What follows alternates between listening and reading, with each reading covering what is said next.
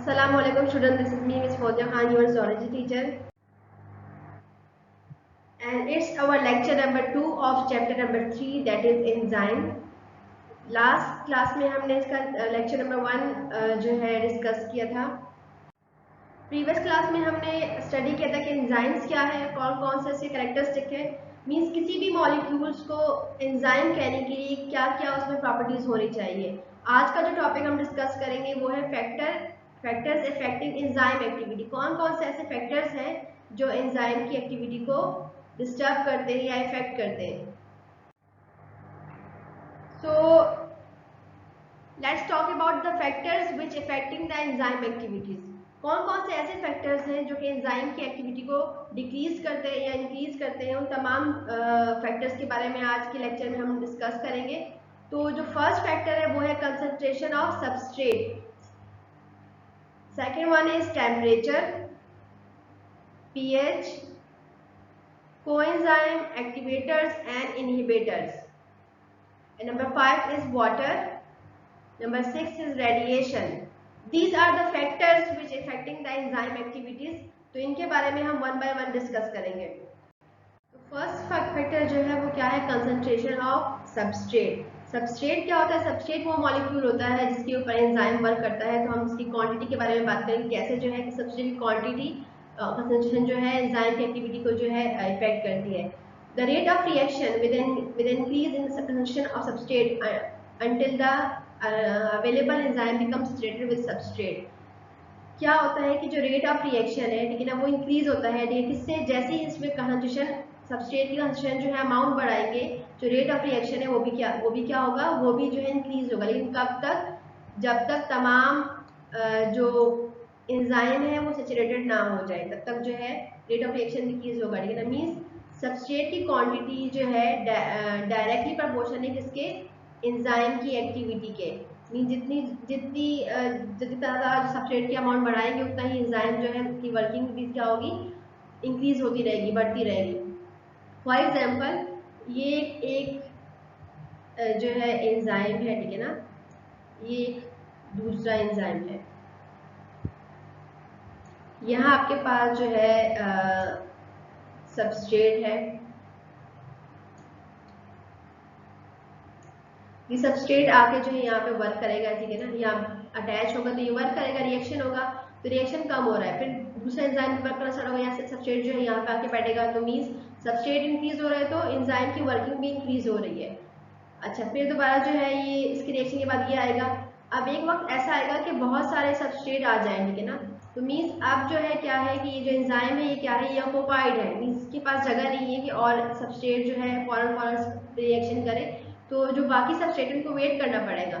तो ये क्या हो रहा है कि मीन्स सबस्ट्रेट जैसे हम इंक्रीज करेंगे तो एंजाइम की एक्टिविटी भी इंक्रीज होगी, लेकिन क्या होगा कि एक लिमिट तक, उस लिमिट के बाद जो है क्या हो जाएगा कि जैसे जब तमाम एंजाइम सैचुरेटेड हो जाएंगे, मतलब बिजी हो जाएंगे, तो उसके बाद जो है कि रेट ऑफ रिएक्शन है इसमें कोई चेंज नहीं आएगा।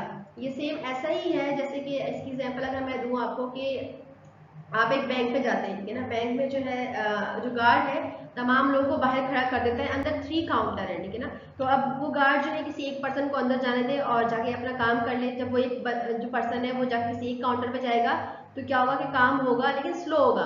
फिर क्या करेगा, गार्ड सोचेगा कि मैं 2 लोगों को साथ में भेजता हूँ, तो वो 2 लोगों को भेजेगा तो क्या होगा कि वो दूसरा काउंटर भी बिजी रहेगा, वो उसके पास जाएगा, तो मीन्स अब पहले एक काउंटर काम कर रहा था, अब 2 काउंटर काम कर रहे हैं, तो मीन्स जो वर्किंग है वो भी बढ़ जाएगी, और जो लोग जा रहे हैं, ठीक है ना, उनका भी जल्दी जल्दी वो फ्री होंगे। इस तरह गार्ड 3 लोगों को भेजेगा तो तब भी वर्किंग और बढ़ जाएगी क्योंकि 3 लोग एक साथ जा रहे हैं। तो ये एक टाइम तक हो रहा है, जब तीनों जो काउंटर है वो ऑक्युपाइड हो जाएंगे, अब चाहे गार्ड 10 लोग भी एक साथ भेज दे, लेकिन क्या होगा कि टाइम जो क्वांटिटी है, जो काम हो रहा है उसकी वो सेम उतनी ही वर्क में होगा जो पहले 3 लोग कर रहे थे, ठीक है ना, क्योंकि जो बाकी लोग हैं वो वेट करेंगे, क्योंकि जो तीनों काउंटर है वो ऑक्युपाइड हो चुके हैं। अब जो बाकी रिमेनिंग 7 लोग हैं हम क्या करेंगे, उसका वेट करेंगे, तो अब उसमें कोई चेंज नहीं आ रहा, वर्किंग में कोई चेंज नहीं आ रहा, चाहे गार्ड 10 लोग भेजे 15 लोग भेजे तो उसमें कोई चेंज नहीं आएगा। तो ये क्या हो रहा है कि एंजाइम सेम ऐसे ही करता है कि जब सब्सट्रेट ऐड करते हैं तो एंजाइम की एक्टिविटी इंक्रीज होती है, लेकिन एक लिमिट तक। उस लिमिट के बाद जो है जब तमाम एंजाइम सैचुरेटेड हो जाए, मीन्स अब कोई फ्री एंजाइम ना हो, उसके बाद क्या होता है कि चाहे जो है सब्सट्रेट का अमाउंट बढ़ा दे, लेकिन कोई इंक्रीज नहीं होगा किसमें, एंजाइमेटिक एक्टिविटी में, ठीक है ना। अच्छा, ये दो वजह से होता है, ठीक है ना, दो रीजन है इसके ऐसा करने के। फर्स्ट जो रीजन है वो क्या है कि higher quantity of substrate than enzyme. जो सबस्ट्रेट है उसकी क्वांटिटी क्या है, हायर है एंजाइम की, मींस एंजाइम कम है और सबस्ट्रेट बहुत ज़्यादा अमाउंट में है, तो मींस एंजाइम जो है वर्किंग कर रहा है, लेकिन वो क्या करेगा कि आहिस्ता आहिस्ता जो है ऑर्डर वाइज करेगा, ठीक है ना।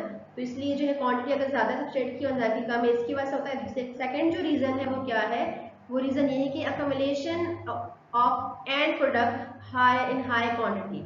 फॉर एग्जाम्पल क्या होता है कि सबस्ट्रेट है, सबस्ट्रेट जो है से क्या होता है, कोई भी प्रोडक्ट बना होता है, उसके ऊपर कोई भी एंजाइम वर्क कर रहा होता है। अब ये प्रोडक्ट जो है यूज बन रहा है तो बॉडी में यूज हो रहा है, लेकिन फॉर एग्जाम्पल ये प्रोडक्ट जो है बन रहा है, लेकिन अब बॉडी को उसकी रिक्वायरमेंट नहीं है, तो क्या होगा, ये अक्यूमुलेट होगा, यहाँ जमा हो जाएगा। अब यहाँ जमा हो जाएगा तो क्या करेगा, अब बॉडी जो है इसको यूज नहीं कर पा रही, क्योंकि बॉडी के पास बहुत ज़्यादा स्टोर हो चुका है। तो ये दूसरा जो रीजन है वो क्या है, accumulation of end product. End product जो है हाई क्वांटिटी में जो है अक्यूमुलेट होना शुरू हो जाए, तो ये भी एक रीजन होती है एंजाइम की एक्टिविटी में कोई इंक्रीज फिर नहीं आता।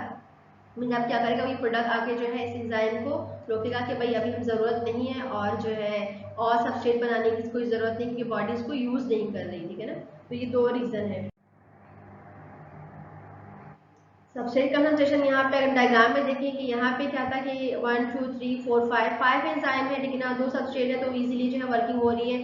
जैसे सबस्ट्रेट इंक्रीज किया, वो सारे एंजाइम में जाके वो अटैच होगा और वर्किंग क्या होगा, एंजाइम इंक्रीज हुआ तो क्या हुआ कि जो एक्टिविटी है एंजाइम की, सबस्ट्रेट इंक्रीज हुआ तो एक्टिविटी जो एंजाइम की है वो भी इंक्रीज हो गई। लेकिन उसके बाद जब सबस्ट्रेट बहुत हद ज़्यादा बढ़ गया तो क्या होगा कि सारे, क्योंकि जो एंजाइम है वो क्या है, वो सैचुरेटेड है, तो अब क्या होगा कि अब इसकी रिएक्शन में कोई चेंज नहीं आएगा, कोई इंक्रीज नहीं आएगा, क्योंकि ऑलरेडी सारे एंजाइम जो है सैचुरेटेड है। सेकेंड जो फैक्टर है वो क्या है, फैक्ट्स ऑफ टेम्परेचर। टेम्परेचर का क्या है factor, enzyme are sensitive to temperature. हमने पहले भी बात की कि एंजाइम जो है सेंसिटिव है टेम्परेचर के, मींस टेम्परेचर जो है इफेक्ट करता है एंजाइम की एक्टिविटी को। Each enzyme has temperature for its maximum activity, ठीक है ना। हर एंजाइम की एक मैक्सिमम जो है एक ऑप्टिमम टेम्परेचर है जिसके ऊपर उसको वर्क करना होता है। उससे अबव और लो जो है अगर टेम्परेचर गिर जाए या बढ़ जाए तो उसकी जो रेट ऑफ रिएक्शन है क्या है, वो डिक्रीज होगा। मोस्ट ऑफ द एंजाइम जो है वो हाईली एक्टिव होते हैं जिसपे अबव 37 सेंटीग्रेड, ठीक है ना, और are completely destroy at 100% centigrade. जो मोस्टली एंजाइम होते हैं, या फिर अगर हम ह्यूमन की बॉडी के एंजाइम की बात करें तो वो 37 सेंटीग्रेड पे जो है ना हाईली एक्टिव होते हैं। लेकिन क्या होता है कि ये कम्प्लीटली अगर टेम्परेचर 100 इवन 100 ना भी हो, 37 से जैसे ही टेम्परेचर इंक्रीज होता रहेगा तो क्या होगा कि ये एंजाइम की एक्टिविटी को इफेक्ट करेगा, ठीक है ना। और 100 पे जब अगर टेम्परेचर चला जाए तो एंजाइम जो है कम्प्लीटली डिस्ट्रॉय हो जाएगा, ठीक है ना। क्यों डिस्ट्रॉय होगा, क्योंकि एंजाइम जो है प्रोटीन से, जैसे हमें पता है प्रोटीन से बना हुआ है, ठीक है ना। और प्रोटीन में क्या है, अमाइनो एसिड है जिनके बीच में बॉन्डिंग होती है, ठीक है ना। जब इसमें कोई हाई एनर्जी हाई टेम्परेचर के ऊपर जो डालेंगे तो ये बॉन्डिंग क्या हो जाएगी, बॉन्डिंग टूट जाएगी। जब बॉन्डिंग टूट जाएगी तो मीन्स अब ये जो प्रोटीन है ये क्या हुआ, डिनेचर हो गया। डिनेचर हुआ तो एंजाइम भी डिनेचर हो जाएगा, तो इसलिए डिस्ट्रॉय हो जाएगा ये एंजाइम कम्प्लीटली। अच्छा, अगर टेम्परेचर गिर जाए, मीन्स 0 सेंटीग्रेड पे आ जाए, मिनिमम हो जाए, तो क्या होगा कि जो एंजाइम की एक्टिविटी है वो रिड्यूस हो जाएगी, ठीक है ना, लेकिन ये डिस्ट्रॉय नहीं होगा। मीन्स 0 पे आने के बाद इसकी एक्टिविटी डिक्रीज होगी, लेकिन डिस्ट्रॉय नहीं होगा। फिर जब दोबारा से इसको सूटेबल टेम्परेचर अवेलेबल होगा तो दोबारा इसकी वर्किंग स्टार्ट हो जाएगी। लेकिन 100 पे जब अगर टेम्परेचर जाएगा तो क्या होगा कि ये डिनेचर हो जाएगा, मीन्स डिस्ट्रॉय हो जाएगा। अब दोबारा से वो एंजाइम वर्क नहीं कर सकता। इफेक्ट ऑफ टेम्परेचर देखे सर, यहाँ पे रेट ऑफ रिएक्शन है, यहाँ पे टेम्परेचर है। ये जो है ऑप्टिमम टेम्परेचर है, मीन्स ये जो है फॉर एग्जांपल 37, ये 37 जो है सेंटीग्रेड है, ठीक है ना। यहाँ पे रेट ऑफ रिएक्शन स्टार्ट हुआ, जैसे ही जो है ऑप्टिमम टेम्परेचर जाएगा 0 पे जो है इसकी जो है एक्टिविटी नहीं होगी। जैसे ही जो है ये ऑप्टिमम टेम्परेचर पे जाएगा, पहुंचेगा, तो इसकी जो है मैक्सिमम एक्टिविटी होगी। लेकिन जैसे ही इससे बढ़ेगा तो क्या होगा कि ये जो है दोबारा से डिक्रीज होना स्टार्ट हो जाएगी, और आगे जब ये मूव मीन्स 40 से अबव जाएगा या फिर 100 पे जाएगा, तो 100 पे आके बिल्कुल जो है डिनेचर हो जाएगा एंजाइम की एक्टिविटी। 0 पे जो है क्या होगा कि इसकी रिड्यूस हो जाएगी, मतलब रिएक्शन होगा नहीं, लेकिन दोबारा इसको जब ऑप्टिमम टेम्परेचर मिलेगा तो दोबारा से इसमें रिएक्शन स्टार्ट हो सकता है। थर्ड इफेक्ट जो है क्या है, इफेक्ट ऑफ पीएच। क्या इफेक्ट है पीएच का? पीएच क्या होती है? PH means power of hydrogen. Last lecture में हमने डिस्कस किया था एंजाइम जो है वो अल्कलाइन और बेसिक दोनों मीडियम में वर्क कर सकते हैं, लेकिन क्या होता है कि एक स्पेसिफिक पीएच के ऊपर। तो एक्टिविटी ऑफ एंजाइम जो है वेरी करती है इस पे पीएच के साथ, ठीक है ना। लेकिन ये क्या है कि इनका एक ऑप्टिमल पीएच है हर एंजाइम का, जिसके ऊपर ये बेटर वर्क करते हैं। अगर उस पीएच इनकी बढ़ा दी जाए, कम कर दी जाए, फॉर एग्जांपल अगर एसिडिक कोई ऐसा जो है एंजाइम है, जैसे पेप्सन है, पेप्सन जो है स्टमक में होता है। अब स्टमक में क्या होता है कि स्टमक का पीएच जो है वहाँ जो एनवायरनमेंट होता है वो क्या एसिडिक होता है, तो पेप्सन का जो पीएच है वो क्या है 1.4। अब इसके ऊपर ये ऑलमोस्ट 2, तो यहाँ पे जो है बेटर वर्क करेगा स्टमक में। लेकिन अगर इसको जो है बेच दिया जाए इंटेस्टाइन में या फिर जो है किसी और जगह जहाँ पे एसिडिक मीडियम हो, तो यहाँ पे ये वर्क नहीं कर पाएगा, ठीक है ना। जैसे कि ये इनएक्टिव हो जाएगा न्यूट्रल और अल्कलाइन सॉल्यूशन में। अगर इनको न्यूट्रल पे बेच दिया जाए, अल्कलाइन पे बेच दिया जाए, तो क्या होगा, ये जो है वर्क नहीं करेगा। ये सिर्फ स्टमक में वर्क करेगा जहाँ पे भी प्रोटीन को डाइजेस्ट करेगा, कहीं और जाके एसिडिक एनवायरनमेंट में वर्क कर पाएगा। लेकिन अगर इसको जो है बेसिक एनवायरनमेंट में बेच दिया जाए तो वहाँ पे ये वर्क नहीं करेगा, क्योंकि जो है पीएच जो है एक स्पेसिफिक पीएच पे जो है हर एंजाइम वर्क करता है। इफेक्ट ऑफ पीएच अगर हम डायग्राम देखें तो ये पीएच स्केल है, ठीक है ना। जैसे कि इसमें 1 से लेकर 14 तक मार्किंग होती है। 7 जो है क्या ये न्यूट्रल है, यहाँ पे जो है ये न्यूट्रल है। इससे पहले जो होगा वो क्या होगा, एसिडिक होगा, और इसके बाद जो इसकी पीएच होगी वो क्या होगी, बेसिक होगी। मीन जितने हाइड्रोजन आयंस होंगे तो क्या होगा कि हाइड्रोजन आयंस जो है इन्वर्शन में कुछ है तो पीएच, ठीक है ना। जितने हाइड्रोजन आयन जो है बढ़ेंगे उतना ही मतलब उसकी पीएच जो है बेसिक होगी, वो बेसिक में आएगा। तो इस साइड जो जितने भी एसिडिक है और इस साइड जो है बेसिक है। कोई भी एंजाइम जो यहाँ पे इसकी पीएच ये न्यूट्रल से पहले आती है, मीन एसिडिक में आता है, तो वो एंजाइम जो है बेसिस में या फिर जो है न्यूट्रल जो पीएच है वहाँ पे वर्क नहीं कर पाएगा। देन 4 जो है कोएंजाइम एक्टिवेटर्स एंड इनहिबिटर्स, ठीक है ना। एंजाइम एक्शन इज एक्सेलरेटेड और inhibited by the presence of substance. They have been divided into 3 categories, ठीक है ना। एंजाइम के जो एक्टिविटीज है इसको एक्सेलरेट, कुछ सब्सटेंस ऐसे होते हैं जिसको एक्सेलरेट करते हैं मींस एक्टिवेट करते हैं, और कुछ ऐसे होते हैं जिसको इनहिबिट मींस स्टॉप करते हैं। तो ये इनको 3 कैटेगरीज में डिवाइड किया गया है, ठीक है ना। तो फर्स्ट कैटेगरी है coenzyme, second activator and third one is inhibitor. Coenzyme क्या है? कोएंजाइम जो है अगर प्रोस्टैटिक ग्रुप जो है, प्रोस्टैटिक ग्रुप मींस हमने कहा था कि कुछ प्रोटीन एंजाइम जो है प्रोटीन से तो बने होते हैं, लेकिन उनमें साथ में जो है कुछ नॉन प्रोटीन पार्ट होता है, तो उस नॉन प्रोटीन पार्ट को बोलते हैं प्रोस्टैटिक ग्रुप। अगर ऑर्गेनिक हो, ऑर्गेनिक मॉलिक्यूल हो, ठीक है। ऑर्गेनिक मॉलिक्यूल कौन सा, जिसमें कार्बन और हाइड्रोजन का बॉन्ड हो, ठीक है ना। It is enzyme, it is called coenzyme. इनको हम कोएंजाइम कहते हैं। Without coenzyme certain enzymes are unable to function. Means इन कोएंजाइम के बगैर जो है एंजाइम जो है वर्क नहीं कर पाते, फंक्शन नहीं कर पाते। वो कोएंजाइम कौन से हैं? CoA है, NAD है, FAD है, ठीक है ना। तो ये कुछ कोएंजाइम है जो कि एंजाइम की एक्टिविटी के लिए जो है रिक्वायर्ड है। इनके बगैर जो है ये वर्क नहीं करेगा, ठीक है ना। से most vitamin are coenzyme and और raw materials from which coenzyme are made, ठीक है ना। जो मोस्टली जो विटामिन है वो कोएंजाइम है या फिर रॉ मटेरियल मींस उनसे जो है एंजाइम कोएंजाइम बनते हैं, ठीक है ना। तो जो है तो इनके बगैर जो है इन कोएंजाइम के बगैर जो है एंजाइम जो है वर्क नहीं करेगा। सेकंड जो है क्या है, एक्टिवेटर। एक्टिवेटर्स कौन से हैं? इनऑर्गेनिक सब्सटेंस मींस वो सब्सटेंस जिनमें हाइड्रोजन और कार्बन का बॉन्ड ना हो, वो इंक्रीज करते हैं activity of enzyme are called activators, ठीक है ना। मींस ये एक्टिवेट करते हैं, एक्सेलरेट करते हैं एंजाइम की एक्टिविटी को स्टार्ट करते हैं, ठीक है ना। फॉर एग्जाम्पल आप एक कार में जा रहे हैं, आप कार में आपके पास पेट्रोल भी है, वाटर भी इसमें जो है कंप्लीट है और बैटरी भी फुल है, सब कुछ है, लेकिन वो कार स्टार्ट नहीं होगी। क्यों? क्योंकि जब तक आपके पास की नहीं होगी तो कार स्टार्ट नहीं होगी। तो सेम एक्टिवेटर जो है की तरह काम करते हैं, और ये जो एक्टिवेट करते हैं एंजाइम की एक्टिविटी को और जो है एक्टिवेटर के बगैर जो है जो वर्किंग है वो स्टार्ट नहीं होगी। जैसे यहाँ पे है कुछ एक्टिवेटर्स के नाम है। Magnesium is an organic activator for the enzyme phosphatase, ये फॉस्फेटेज एंजाइम का जो है एक्टिवेटर है। और मैग्नीशियम जो है ऑलमोस्ट 300 एंजाइम का जो है एक्टिवेटर है। इसके अलावा जिंक आयन जो है इज एक्टिवेटर फॉर एंजाइम कार्बनिक एनाहाइड्रेज, ये इस एंजाइम का जो है एक्टिवेटर है। देन जो है इनहिबिटर्स क्या होते हैं? इनहिबिटर्स आर दो सब्सटेंस विच डिक्रीज और stop the activity of enzyme, वो सब्सटेंस जो कि डिक्रीज करते हैं या फिर स्टॉप करते हैं एंजाइम की एक्टिविटीज को, उसको बोलते हैं इनहिबिटर। ठीक है ना? इनहिबिटर जो है क्या करते हैं? ये या तो डायरेक्टली कंबाइन होते हैं एंजाइम के साथ, और जो है या फिर ये रिएक्ट करते हैं एक्टिवेटर के साथ। तो क्या करते हैं ताकि जो है एक्टिवेटर जो है अवेलेबल ना हो, ठीक है ना, एंजाइम के एक्टिवेशन के लिए। तो ये या तो डायरेक्टली जो है एंजाइम से अटैच हो जाएंगे और उसको वर्किंग से स्टॉप कर देंगे या डिक्रीज कर देंगे, या फिर क्या करेंगे कि एक्टिवेटर के साथ जो है रिएक्ट करेंगे ताकि एक्टिवेटर अवेलेबल ना हो एंजाइम के लिए उसको एक्टिवेट करने के लिए। There are two types of an inhibitor. First one is competitive and the second one is non-competitive.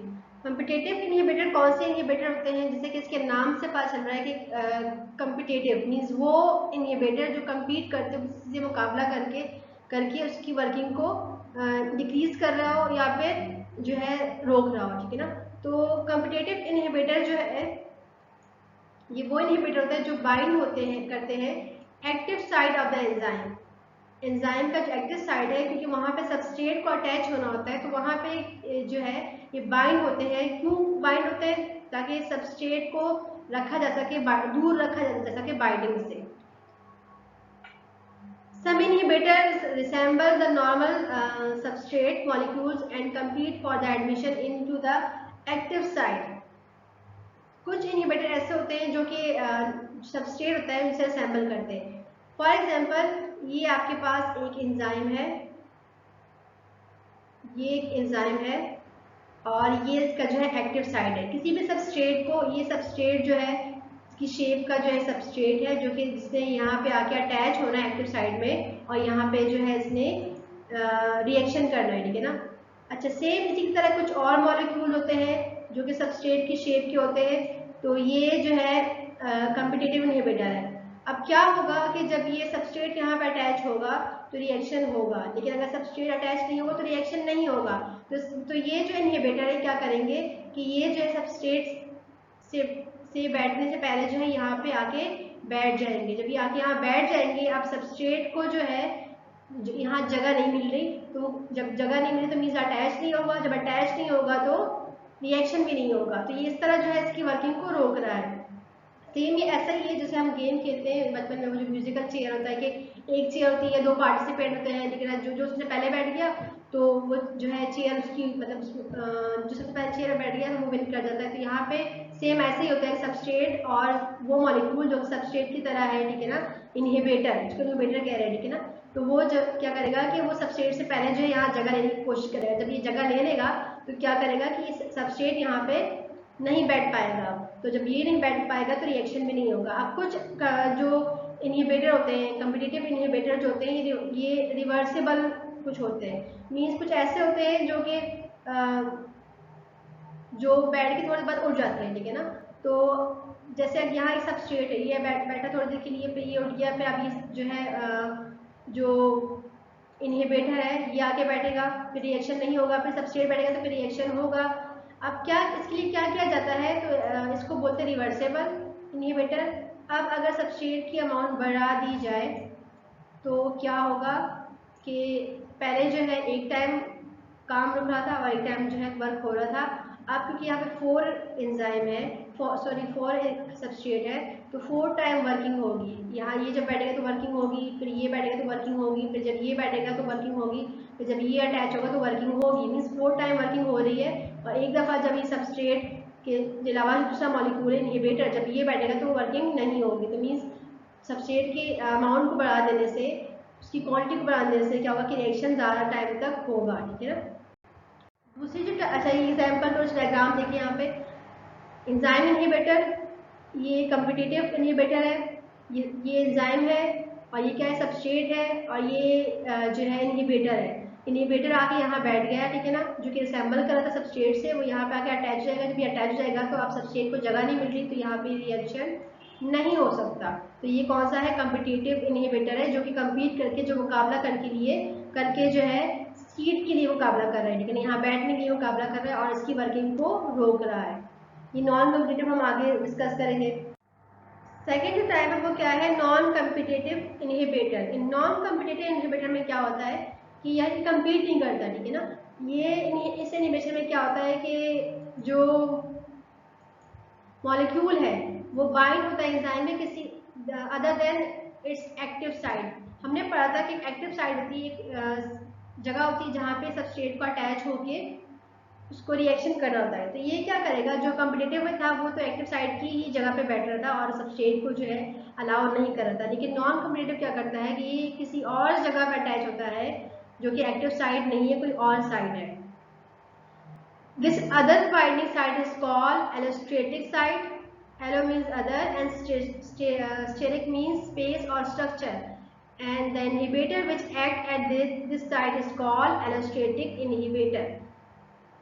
हमने कम्पिटिटिव इनहिबिटर में बात की कि ये कम्पिटिटिव इनहिबिटर है। इसमें क्या था कि जो है यहाँ पे एक्टिव साइड में से कोई भी जो है इनहिबिटर आके अटैच होता है तो सबस्ट्रेट को अब बैठने के लिए जगह नहीं देता। अच्छा, नॉन कम्पिटिटिव में क्या होता है कि सबस्ट्रेट की तरह जो मॉलिक्यूल होता है, कोई और मॉलिक्यूल किसी और शेप का। अच्छा, एंजाइम में एक और साइड भी होती है जिसको कहते हैं अदर साइड या फिर एलोस्टेटिक साइड। तो ये तो एक्टिव साइड है जहाँ पे रिएक्शन सबस्ट्रेट का अटैच होकर रिएक्शन करना है, और ये दूसरी साइड है जहाँ पे इसको अदर साइड बोलते हैं या अदर स्पेस बोलते हैं, ठीक है ना। तो जो ये मॉलिक्यूल है, जो इनहिबिटर है, ये जाके यहाँ आके अटैच हो जाएगा। जब ये यहाँ आके अटैच हो जाएगा तो क्या होगा कि ये जो एक्टिव साइड है इसकी जो है शेप को ये खराब कर देगा। इसकी जब शेप खराब हो जाएगी तो अब ये सबस्ट्रेट जो है, चाहे वो इसकी शेप का है, वो यहाँ आके बैठ भी जाए, लेकिन ये क्या है कि इसने इसकी शेप खराब कर दी है, तो अब ये आके अगर बैठ भी गया तो क्या होगा, रिएक्शन नहीं होगा। तो ये जो इनहिबिटर है ये कम्पीट नहीं कर रहा है, ये बल्कि पीछे से वार कर रहा है, कहीं और जगह जाकर अटैच हो रहा है। तो कहाँ अटैच हो रहा है, एलोस्टेटिक साइड पर अटैच हो रहा है, और ये जो है एंजाइम की वर्किंग को रोक रहा है, सबस्ट्रेट को बैठने से रोक रहा है। सबस्ट्रेट बैठ भी जाए चाहे, लेकिन वहाँ की जो है रिएक्शन नहीं होगा। तो क्योंकि ये दूसरी साइड पर बैठ रहा है तो इसलिए इसका नाम एलोस्टेटिक इनहिबिटर भी कहते हैं, यहाँ पे नॉन कम्पिटिटिव इनहिबिटर भी इसको कहते हैं।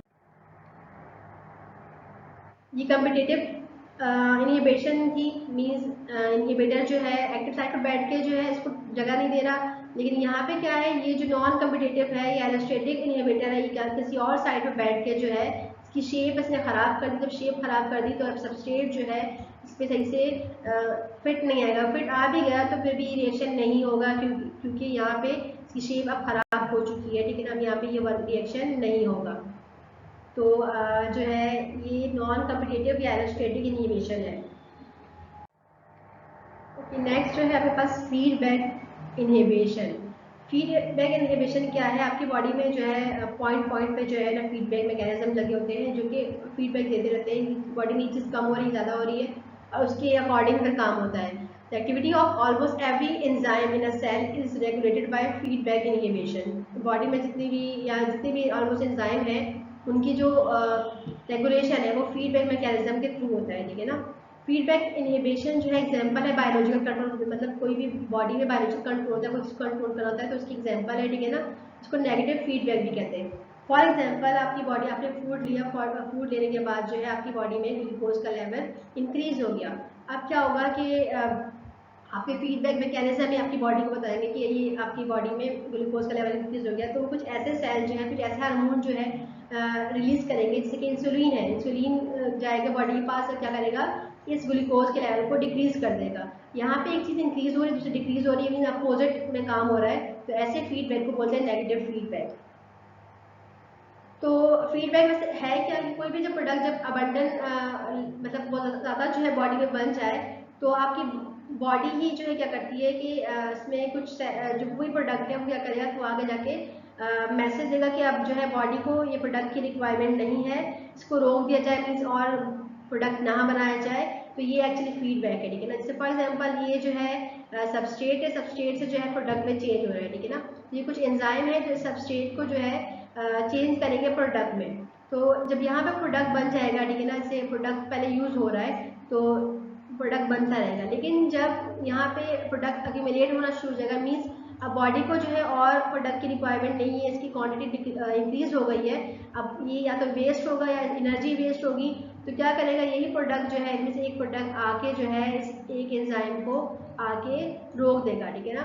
इसके एक्टिव साइड पे बैठ जाएगा। जब एक्टिव साइड पे बैठ जाएगा तो मीन्स अब यहाँ पे कोई सबस्ट्रेट आके अटैच नहीं होगा, तो मीन्स रिएक्शन जब ये वर्क नहीं करेगा, मीन्स इससे ए बना था, ए से बी बना था, तो ए से जब बी नहीं बनेगा तो जाहिर है सी भी नहीं बनेगा, और सी नहीं बनेगा तो डी भी नहीं बनेगा, तो मीन्स ये जो रिएक्शन है ये रुक जाएगा जब तक ये पूरा प्रोडक्ट जो है वो यूज़ ना हो जाए, यूटिलाइज ना हो जाए, क्योंकि बॉडी चाहती है कि कोई भी चीज़ वेस्ट ना हो या एनर्जी जो है वेस्ट ना हो, कि एंजाइम की एक्टिविटी के लिए जो है प्रोडक्ट बनाने के लिए जो है एक्टिविटी रिक्वायर्ड होती है, तो वो जो एक्टिविटी है वो वेस्ट ना हो। तो इस तरीके से जो कंसनट्रेशन है प्रोडक्ट की वो जो है सर्टन रेंज में रहती है, जो कंट्रोल किया जाता है, बायोलॉजिकल कंट्रोल किया जाता है किसके जरिए, फीडबैक मैकेनिज्म के जरिए, फीडबैक इनहिबिशन के जरिए।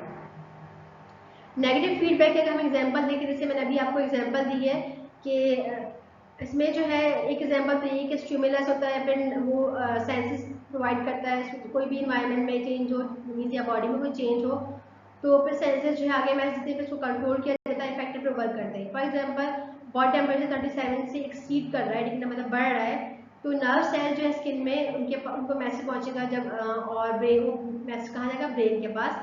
टेम्परेचर रेगुलेशन सेंटर जो है ब्रेन है, क्योंकि फिर वो क्या करेगी, आगे मैसेज पहुंच जाएगी, तो वो स्वेट ग्लैंड को जो है मैसेज पहुंचाएगी कि स्वेटिंग हो, ताकि बॉडी का जो टेम्परेचर जो बढ़ रहा है वो स्वेटिंग के जरिए, ऑपरेशन के जरिए जो है बॉडी से बाहर वो रिलीज हो जाए। तो इस तरह जो है बॉडी जो है टेम्परेचर को रेगुलेट करती है। सेम जैसे मैंने यहाँ पे एग्जांपल दी कि हम फूड लेते हैं तो ग्लूकोज का लेवल बढ़ जाता है, जब ग्लूकोज का लेवल बढ़ जाएगा तो क्या होगा कि आपके बॉडी के मैकेनिज्म ही मैसेज देंगे कि हाई ग्लूकोज है, तो क्या किया जाए कि इंसुलिन को जो पैनक्रियाज की बीटा सेल है वो इंक्रीज, उसके पास मैसेज आएगा कि इंसुलिन रिलीज करे, तो वो इंसुलिन जब रिलीज होगा वो क्या करेंगे, वो जो है लिवर के पास, लिवर को मैसेज देंगे कि इसको ग्लूकोज को ग्लाइकोजन में कन्वर्ट कर दिया जाए, ताकि वो स्टोर होता रहे और आगे काम आए, अभी बॉडी को जो है इसकी रिक्वायरमेंट नहीं है। तो ऐसे इस तरीके से जो है इसकी इसकी जो क्वांटिटी है ग्लूकोज की, इसको डिक्रीज कर दिया जाएगा, ठीक है ना। ये इसको बोलते हैं नेगेटिव फीडबैक, मीन्स एक चीज़ इंक्रीज हो रही है और इसको जो है क्या करना है, डिक्रीज करना है, तो मीन अपोजिट में काम हो रहा है, उसको बोलते हैं negative feedback inhibition. Positive feedback की एग्जांपल अगर हम बात करें, जैसे कि आपकी वेन है, ठीक है ना, उस वेन में क्या है कि ब्लड फ्लो कर रहा है, ठीक है ना। अब क्या होता है कि कहीं एक जाके यहाँ पे आके आपकी जो है वेन ना रैप्चर हो गई, तो ये ब्लड जो है बाहर आना शुरू हो जाएगा, कि ब्लड फ्लो कर रहा था तो ये बाहर आना स्टार्ट हो जाएगा।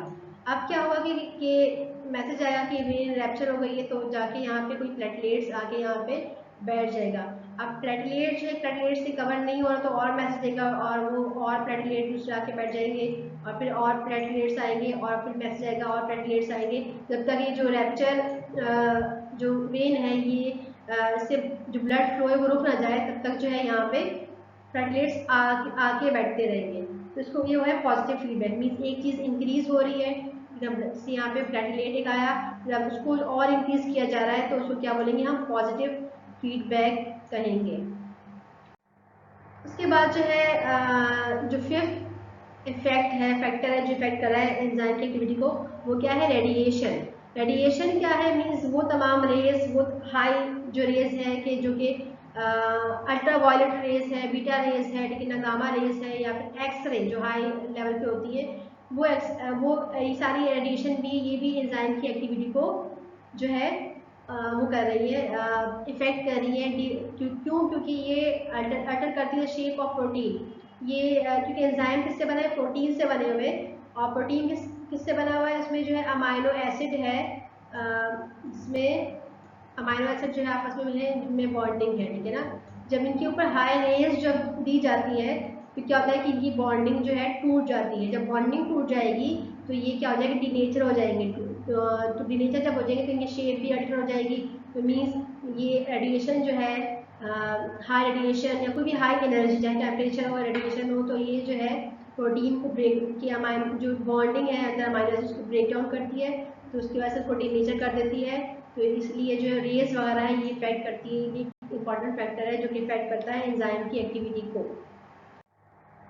सो the last factor which effect the enzyme activity is water. Water जो है एक नेसेसरी है for enzyme activity as it influence the rate of enzymatic activity. Water बहुत ज़रूरी है एंजाइम की एक्टिविटी के लिए क्योंकि ये इंक्रीज करता है रेट ऑफ रिएक्शन, एंजाइम की एक्टिविटी को इंक्रीज करता है, ठीक है ना। यहाँ पे एग्जांपल दी गई है कि जिस जेनेटिक सीड होता है, हम जेनेटिक सीड में क्या करते हैं कि जब वाटर के अमाउंट को इंक्रीज कर देते हैं तो क्या होता है कि वो अच्छे से ग्रो करता है। क्यों ग्रो करता है? क्योंकि सीड के ऊपर जब वाटर जाएगा तो उसके जो ऊपर आउटर कवरिंग होती है उसको वो ओपन कर देगा। जब ओपन कर देगा तो उसको जो है फिर वो इजीली से प्लांट आ जाएगा। तो सेम यहाँ पे भी वाटर जो है एंजाइम की एक्टिविटी को जो है, कुछ एंजाइम होते हैं उसमें फिर जब वो ओपन हो जाता है तो उसके बाद हम कुछ एंजाइम वर्क करते हैं जो कि फिर स्टार्च को माल्टोज में कन्वर्ट करते हैं। फिर उसके बाद जो है उसको फर्दर एटीपी बनती है तो उसमें जो है प्लांट ग्रो होता है, ठीक है ना। तो जैसे कि जेनेटिक सीड की एग्जांपल दी गई, तो सेम ऐसे एंजाइम के लिए भी वाटर बहुत ज़रूरी है और ये इसकी एक्टिविटी को रेट ऑफ रिएक्शन को जो है इंक्रीज करती है। So this is all about today's lecture. यहाँ पे आपका ये लेक्चर फिनिश हुआ, factor effecting the enzyme activity. और यहाँ पे आपका एक चैप्टर भी खत्म हुआ, ठीक है ना। इसमें 3 ही टॉपिक थे, जैसे एंजाइम की डेफिनेशन, एंजाइम क्या है और कौन से कैरेक्टरिस्टिक है एंजाइम के, ये हमने स्टडी कर लिए। फिर उसके बाद factor which effecting the enzyme activity, वो फैक्टर जो कि एंजाइम की एक्टिविटी को इफेक्ट कर रहे हैं। ये एक लॉन्ग क्वेश्चन आता है, ठीक है ना। इस चैप्टर से एक ही लॉन्ग क्वेश्चन आता है जो कि factor effecting the enzyme activity. बाकी जो है शॉर्ट में जो है इसके कैरेक्टर से पूछे जा सकते हैं कि 3 कैरेक्टर बता दें या फिर 2 बता दें, तो वो शॉर्ट में आता है। या डेफिनेशन वगैरह एंजाइम की आ सकती है। तो लॉन्ग में जो है एक ही क्वेश्चन आता है। तो यहाँ हमारा चैप्टर जो है ये खत्म हो गया। आई होप आपको समझ में आ गया होगा। तो अपना बहुत सा ख्याल रखिएगा। Thank you so much and Allah हाफिज़।